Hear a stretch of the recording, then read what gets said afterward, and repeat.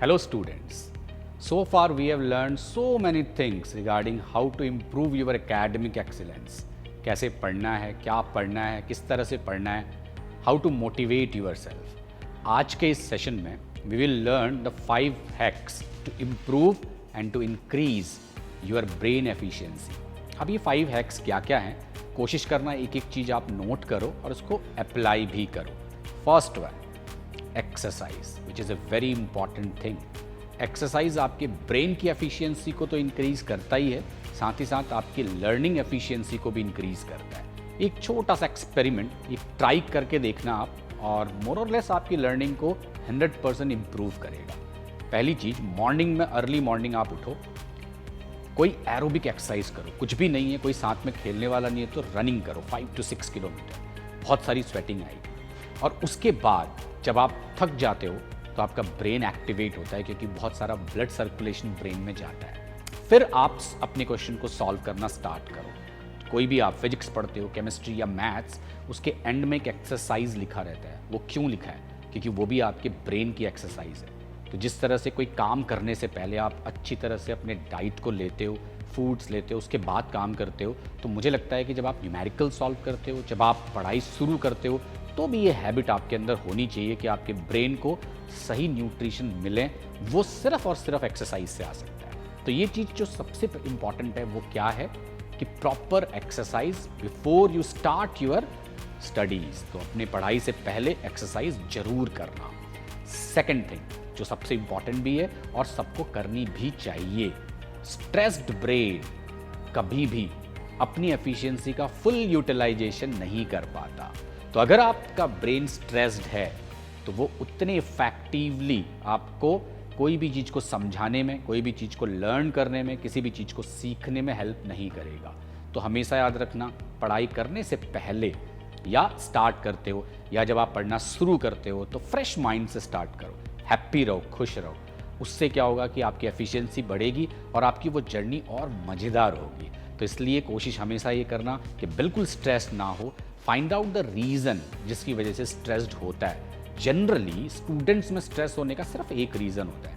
वो क्या है? आपकी एक्सपेक्टेशन आपकी रियलिटी से मैच नहीं करती. एक्सपेक्टेशन क्या है कि आपको बहुत अच्छे स्कोर चाहिए, बहुत अच्छे मार्क्स चाहिए. अब उसके लिए जो काम करने हैं शायद कभी कभी हम उसको नहीं कर पाते. तो अगर हम नहीं कर पाए तो स्ट्रेस हो गया. तो अपनी एक्सपेक्टेशन और रियलिटी को मैच करो. उतना ही टारगेट अपने आप को दो जिसको आप अचीव कर पाओ.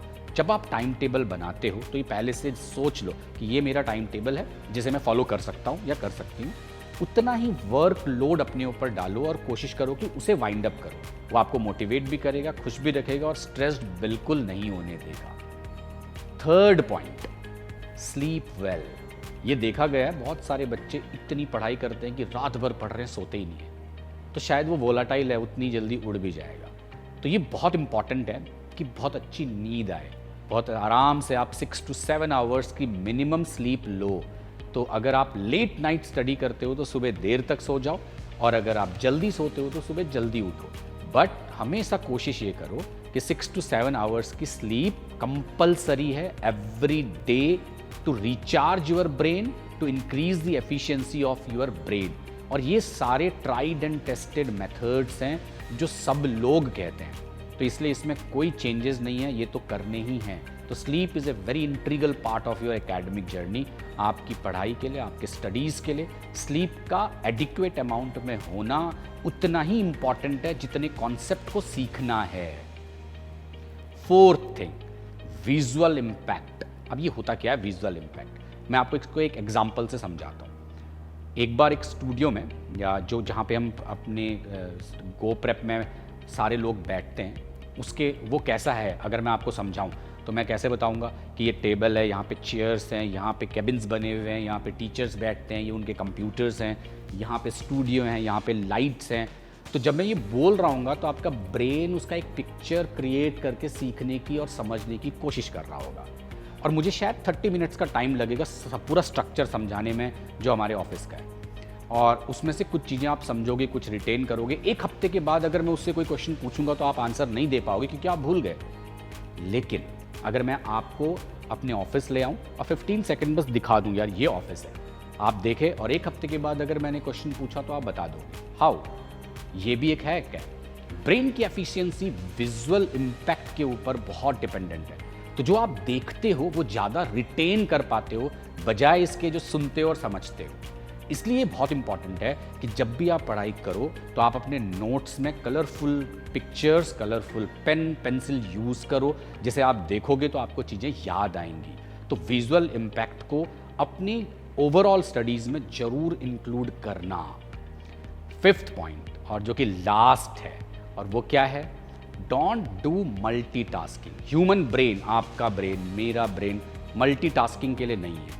ये एक टाइम पे एक ही काम कर सकता है, 2-3 काम नहीं कर सकते। तो जनरली मैंने ये बहुत बार देखा है कि बहुत सारे स्टूडेंट्स लेट्स से कि मैथ्स के न्यूमेरिकल बना रहे हैं तो उन्होंने हेडफोन पहने हुए हैं। दे यूज टू लिसन म्यूजिक। आप म्यूजिक सुनते सुनते क्वेश्चंस बना रहे हो, वो प्रॉपर मेथड नहीं है, क्योंकि आपका ब्रेन म्यूजिक भी सुन रहा है, मैथ्स के न्यूमेरिकल भी क्रैक करने की कोशिश कर रहा है, तो वो उतना इम्पैक्टफुल भी नहीं है। और अगर आपने 3 to 4 आवर्स स्पेंड किए तो उसकी इफेक्टिवनेस भी कम है। तो ऐसा कभी मत करना।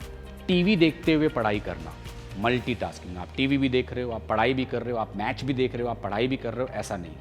कभी फ़ोन हाथ में रखा और आपने कॉन्सेप्ट सीखने की कोशिश की, थोड़ा व्हाट्सअप चेक कर लिया 2-2 मिनट में, फिर से उसको रखा, फिर पढ़ना शुरू किया, फिर थोड़ा टेलीग्राम चेक कर लिया, थोड़ा फेसबुक चेक कर लिया। तो ये मल्टीपल चीज़ें जब हम कर रहे होते हैं तो ये भी आपकी एफिशिएंसी को कम करता है। तो ये भी आपको बिल्कुल नहीं करना है। आई होप ये 5 मेथड्स जो अभी मैंने एक्सप्लेन किए हैं, इसको अगर आप यूज़ करते हो तो आप 100% श्योर कि आप अपने ब्रेन की एफिशिएंसी को ना सिर्फ बढ़ाओगे बल्कि अपनी ओवरऑल एकेडमिक को, ओवरऑल स्टडी आवर को और आपकी प्रिपरेशन को बूस्ट करोगे। So thank you very much and I hope all of you will follow all these 5 reasons and 5 hacks to improve and enhance your brain activity.